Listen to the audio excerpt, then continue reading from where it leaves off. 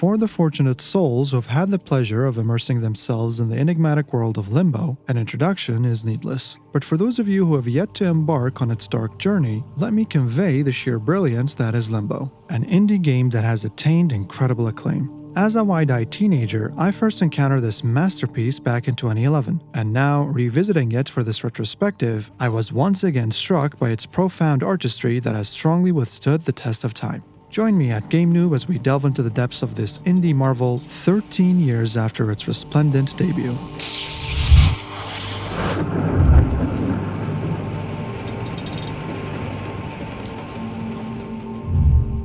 Limbo has perhaps one of the most recognizable looks in gaming, with all your experience being contained in its monochromatic 2D-ish world. As you assume the role of a boy rousing from slumber in an eerie, shadow-laden forest, you are thrust into a realm devoid of any context or guidance. I'll get into both of these in a moment. As you venture deeper into the ethereal expanse of Limbo and gradually unravel its puzzles, a disquieting truth dawns upon you. This is a world imbued with unrelenting hostility. A perilous landscape with lethal spikes is poised to claim your life with a single misstep. Most creatures you encounter harbor ill intent, and even fellow humans you chance upon have cunningly laid traps, their sole purpose to bring about your demise. Death itself manifests in myriad macabre forms, unraveling the stark truth that you have no friends here. This hostility leaves you with an urgent need to keep pushing forward and somehow break free from, well, Limbo. While I refrain from spoiling the ending for those yet to embark on this harrowing odyssey, it's safe to say that it will likely leave you with more questions than answers. But before we delve further into Limbo's message, let's explore why this game has garnered such resounding acclaim, and why it remains, in my opinion at least, an essential experience for the average gamer.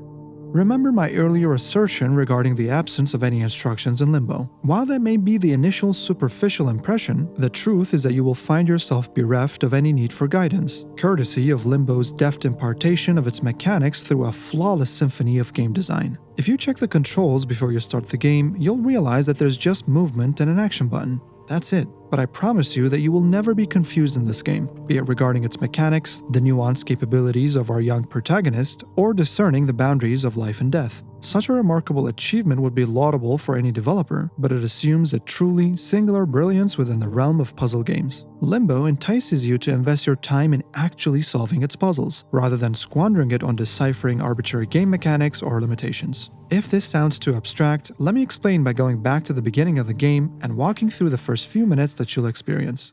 Once you wake up and begin jogging to the right, you'll first be greeted by two things. First, you're introduced to the physics of the game, allowing the boy to gracefully slide upon sloping surfaces, and second, you get accustomed to the first basic jump. If you fail, you get impaled into your immediate death and respawn very closely nearby. After you get over the first hurdle, you're faced with a wooden structure. You then intuitively know that you need to pull the wooden cart back a bit to climb over. After that, you're introduced to a rope that you can hold onto and descend to its wooden base, followed by a trip on a small boat, more climbing and jumping, and finally reaching what we can consider to be the very first basic puzzle of the game. You might be thinking, okay, this is just another example of introductory, simple levels the devs have designed to get the player accustomed to the game and its world. What's the big deal? Well, let's take a deeper look.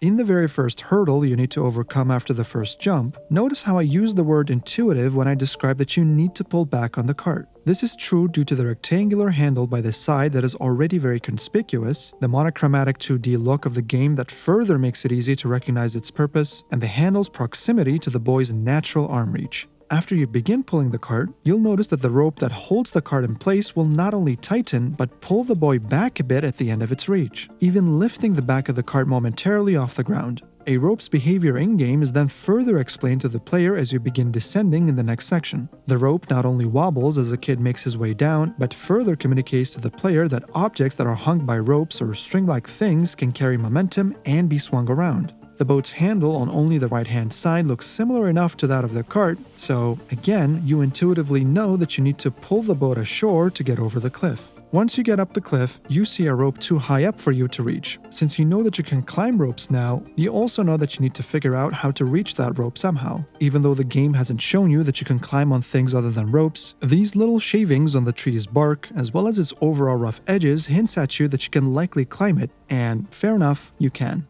Moving on, once you finally reach the place I described earlier, you see bear traps that you need to get over, and again, despite seeing these traps for the first time, you know you can pull them away due to the familiar handle design you've been accustomed to already from the cart and the boat. There's also one more important detail here. The boy's behavior and animations are also spot on. For example, if you pull the boat too far, he will rest his back against the wall and pull his arm downwards for the final bit. He'll signal that he can reach out and hold the handle that you've approached. At times, our protagonist even directs his gaze upwards or towards the object of significance, deftly guiding your subconscious focus and subsequent trajectory. All of these remarkable minutiae coalesce harmoniously, culminating in the revered seamlessness of gameplay that garnered acclaim over a decade ago. To contrast Limbo's great work in the aforementioned with other games, here are two examples. The very first video on my channel was a review of a game called The Vanishing of Ethan Carter, which, like Limbo, revolves around puzzle solving as its fundamental gameplay mechanic. However, one notable shortcoming of the former lay in its lack of clarity. It tried to take the same approach as Limbo in giving the player absolutely no instructions, and while it does help with the incredible immersion it boasts and works for most of the time, it does come at the cost of the occasional confusion and frustration of the player regarding the game's mechanics. While such instances are rare or even non-existent for most in Limbo, it's inevitable that you'll get stuck somewhere at some point in the former. To be fair, the stark contrast between an expansive 3D realm and a monochromatic 2D platformer makes achieving clarity a far simpler task in Limbo. But this doesn't absolve The Vanishing of Ethan Carter from the occasional frustrating gameplay moment, nor does it detract from the incredible achievement that Limbo represents. What further compounds this experience is the profound sense of groundedness that permeates this world. The game's physics, in particular, exude such intuitive coherence that never once do you question the feasibility of your ideas within its realm. Just by venturing through the opening minutes of the game, you realize that you can do just about anything that you think would make sense to do if you were in the boy's shoes. For example, after you realize that you can use the drowned bodies as impromptu stepping stones to traverse this pool of water, you reach a dead end in which this jackass has set the world's most conspicuous trap for you to fall and die. Armed with the understanding that you just physically used the corpses mere moments ago, what's stopping you from dragging one of those bodies and throwing them into the chasm? Well, nothing. In fact, you use your body weight multiple times to move things, break things, or let loose of others. You use water and things that can and cannot float to your advantage, and there's even a section that reverses gravity, as you have to figure out ways to use the changing inversion of the world as well as the shift in momentum to progress through. So, in essence, this was a long answer to the initial question I posed about not only the game's lack of instructions, but also its lack of need for the aforementioned, as all of what I've mentioned so far will just come naturally to you. Apart from the smooth gameplay, the game's ambiance and immersion is top-notch as well. Indeed, it's a small game which has a small world, but its sound design is exemplary. The music that transition in and out depending on what's happening, the little audio clues the game gives you to solve some of the puzzles, the distinct sounds for each terrain, jogging, jumping, climbing, touching, everything is meticulously sounded. I also alluded to the animations previously by giving an example, but it also deserves its own praise. The way the boy interacts with each object, the way he pulls versus pushes things around, the way he walks up a hill or down a hill, sliding, jumping, climbing, swinging, trying to push or pull things that cannot be moved. Even when climbing up or down a ladder, his hand always aligns on each step perfectly. The different death animations of being impaled, crushed, decapitated, sliced up, every single one is individually crafted based on what kills you and at what angle it does so. This is also not exclusive to the boy either. Other objects like large, rolling boulders, the boxes, or even other creatures like the spider and its giant legs, their animations and heft of their actions can be felt compared to the little boy's limited stature and power, as the sounds they produce and the shake of the ground and the gravel around them convey that you're one bad step away from dying.